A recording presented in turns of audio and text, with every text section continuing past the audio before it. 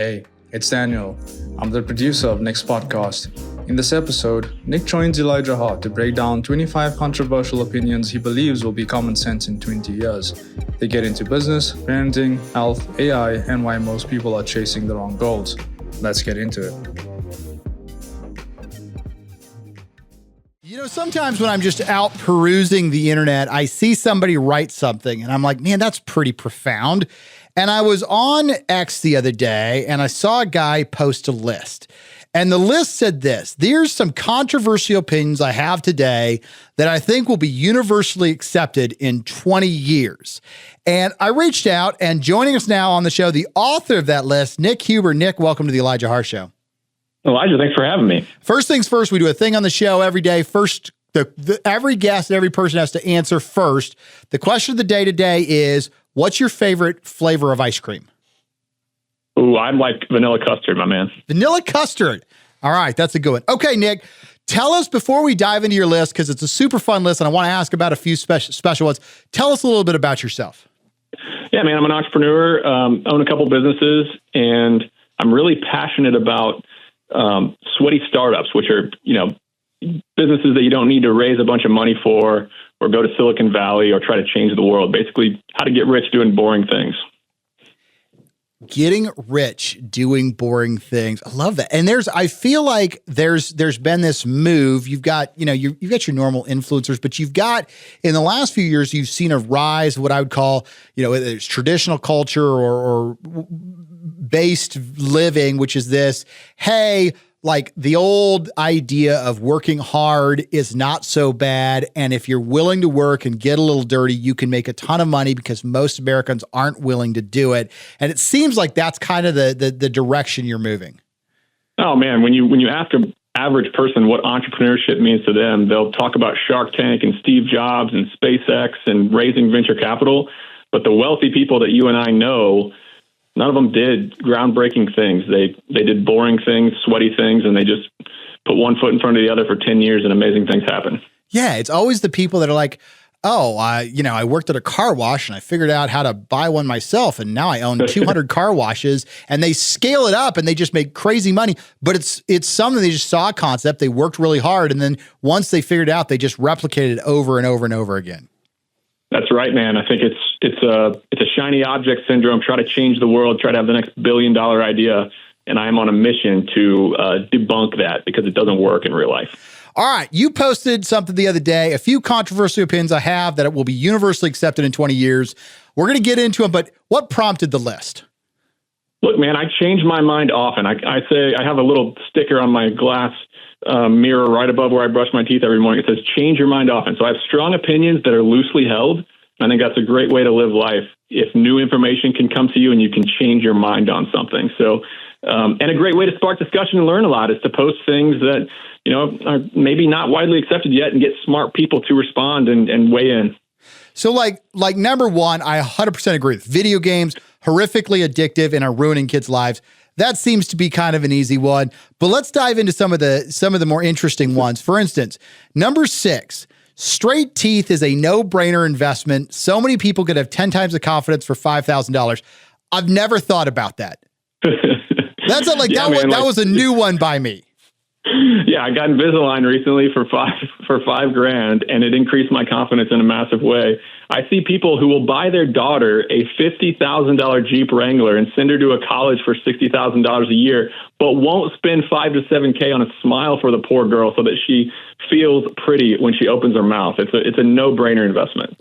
Man, that's a fascinating one that I don't know if I wholeheartedly, I'm trying to think if I can think of, I feel like there are better $5,000 investments, but it's things like that. What of the 25 things on your list, I think you did a second list, what's your favorite one on there, or what's the most controversial one? Man, I think people are waiting too long to get married right now.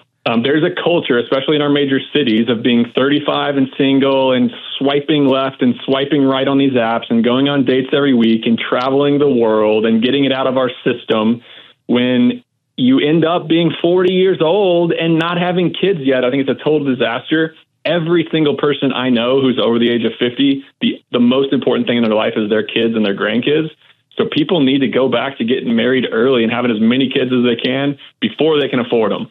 It's funny. When I was growing up, and my parents got married young, they got married right out of high school. We were homeschooled, and my parents were always like, "Oh yeah, having kids is great." And I was growing up thinking, "I don't think I want to." And then I remember I went out with this one girl, and I told her, I was like, "I don't think I want to have kids."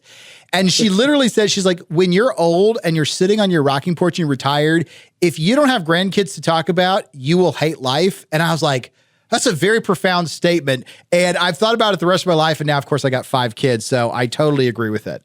Unbelievable. Good work. I mean, my goal as an individual is to be 85 years old in a leather chair at Christmas Eve with a bourbon in my hand and just grandkids running everywhere, messing my house up. All right. Bourbon. You mentioned that.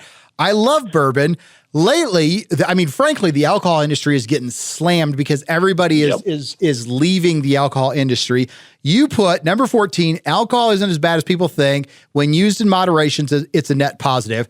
I see all these influencers like, oh, alcohol is poison. You can't build muscle. You can't do anything if you are drinking alcohol. Walk us through that. Man, look, like a lot of people have an issue with it. And I think if it leads to negative things in your life, quit alcohol. Like I have a lot of friends who don't drink at all. We still have a ton of fun together.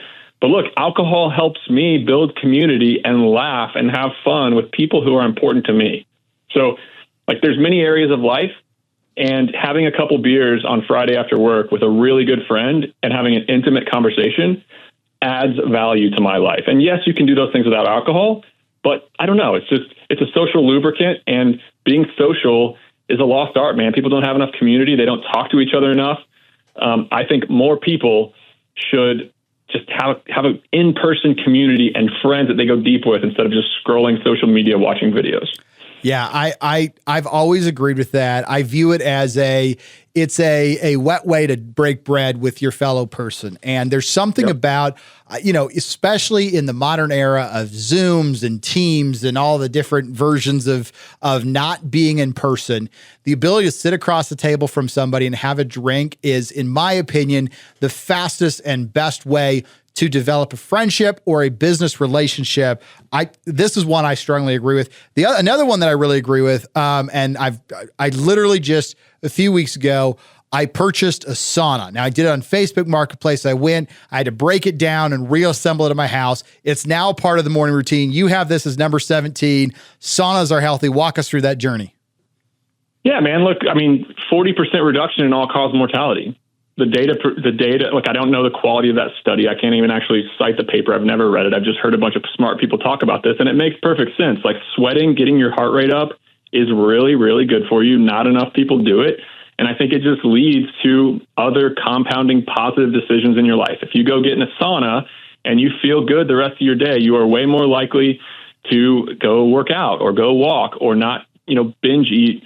Or all these other bad decisions that kind of compound. So I think it's just a really great part of the routine. And I think sitting in there and sweating and getting your heart rate up, and there's another one on my list about heart disease, and why nobody focuses on that is beyond me. Yeah, that was number 20. That's number one killer in men, and yet nobody gets heart workups at 35 or 45. And ironically, I'm like I'm the 42 years old. I'm right in the middle of that. And I'm like, oh, okay. Let me think. This is why I like the list. It was very thought provoking.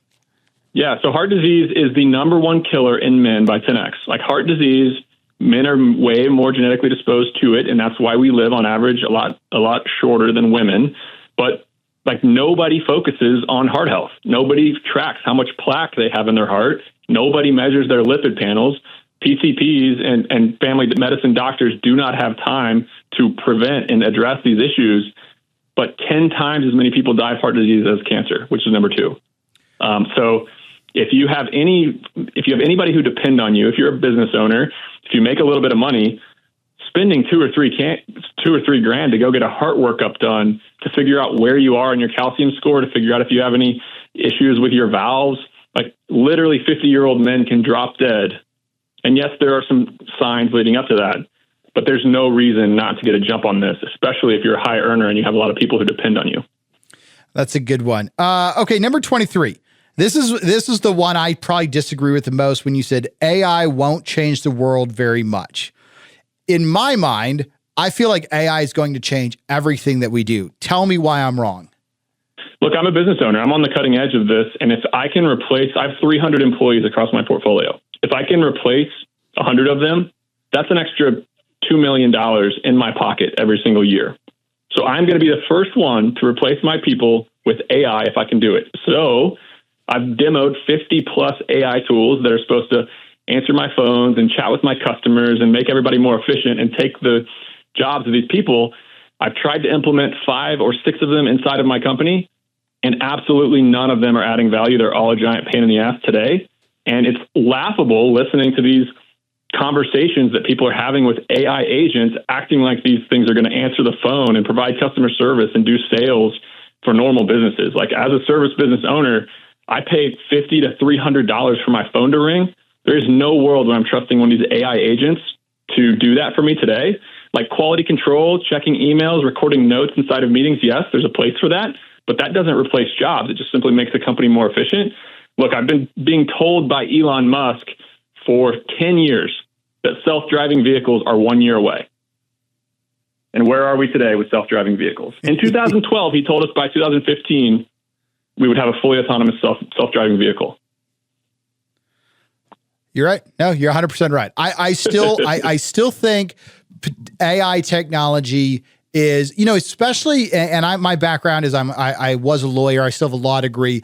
I think AI technology is going to revolutionize the lawyering game, primarily because big law firms can use it to do doc review at such a cheaper rate. And so I think there are some niche areas where AI is going to change the world. I do think, though, in general, day-to-day conversation business, it is hard to figure out how to plug that in. But there are some areas that Georgetown just announced they had 14,000 applicants for a class of like 200 law students. And all I could think is, I know so many people that went to big law schools and ended up doing doc review for a dozen years at a big law firm just to pay the mortgage. And I'm like, those jobs in my mind are going to be gone within the next 2 years because of this AI technology. Yeah, look, the legal industry's one, and lawyers being a lawyer is like a hot dog eating contest. The better you are at being a lawyer, the more law work they give you and the more you have to do. So these poor folks are overworked so bad that they need some relief. So in some areas, I think it will definitely be a game changer. But look, the average person is trying to make rent. They're trying to stay fit. They're trying to keep their relationships together. 99.9% of people have no interest in following AI and how it's going to change the world. You had a follow-up list with 3 more opinions. One, the first one, mouth breathing in kids is a huge issue. What in the, I've never even thought about that. Tell me why that's an issue. Yeah, look, I feel really passionate about 3 or 4 things. One being plastic and how bad it is for people, then nonstick pans and the Teflon they're spraying on there, fluoride in the water. We don't need to go down the rabbit hole of vaccines, but mouth breathing is an easy one. Like, if your child breathes through their mouth during the day and thus at night, it drastically impacts their development, their dental development, their brain development, their height, their muscle stature that they put on, and their IQ. So parents don't even realize it, that if their kids are breathing through their mouth, it is very, very bad for their development and their health. And honestly, it leads to sleep apnea in adults, and even adults should not breathe through their mouth, especially when they sleep. So wake up, study your kids. That's one takeaway that could be massive for anybody listening, is just do a little bit of research on this. I don't even know what the solution to mouth breathing, to be fair, I've never looked at my kids to figure out what this is, but if they are, what's the solution? Yeah, you can notice facial structure. Their chin is set further back, their jaws are smaller, and they have a lot of teeth issues generally if they're mouth breathers. But that just compounds into all kinds of health issues later. But the answer, generally speaking, there's underlying issues. And look, I'm not a doctor. I've just done a lot of research on this for my children. But there's underlying issues, whether it be tonsils, whether it be sinus capacity, a lot of things that you need to solve. But I mouth tape, and my children mouth tape with something called myotape. There's a hole in the middle of it. It's safe, and it keeps my kids from breathing through their mouth at night. Is this like that football guy that just went crazy viral last week, where he's peeling off the tape at the beginning of the Is that what that is? Yeah. Oh my gosh, that's amazing. That's a mouth cover that actually does not have a hole. Me and my family use myotape, MYOTAPE, and it has a hole in it, so the kids can still talk. They can open their mouth. If they get caught up and can't breathe through their nose, they can take that deep breath through their mouth if they need to. It's a lot more comfortable than over the mouth. Myotape. See, I'm learning. This is what I love. I'm learning stuff every day. All right. So you put this list out. You're generating a lot of conversation around the list. You said one of the things you like to do is you sort of put this stuff out there to engage in conversations. Why? Does this help you generate business? Is it just sort of for your own educational interest? Like why put a list like this out? Because I found it incredibly interesting, but it was a very thought-provoking list, but I was kind of like, okay, what's the end of this list? No, I think it's a way for people to get to know me and how I feel about the world, and then they follow me and they might read my book that's coming out, or they might join my newsletter or buy from one of the companies that I own. But no, and generally speaking, like I just like to, I'm learning these things about life that's a perfect jumping off point. Tell us about the book.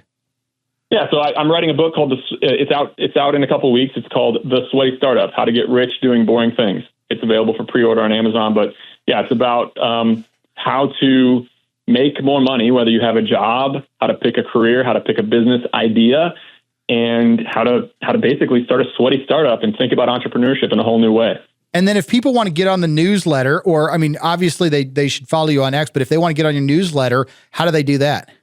Yeah, so I have this one page of my site that's the most visited page on my website. It's called sweatystartup.com/ideas. And this is a list of 200 plus business ideas that are all sweaty startups, from surveying to power washing to tree removal to car washes.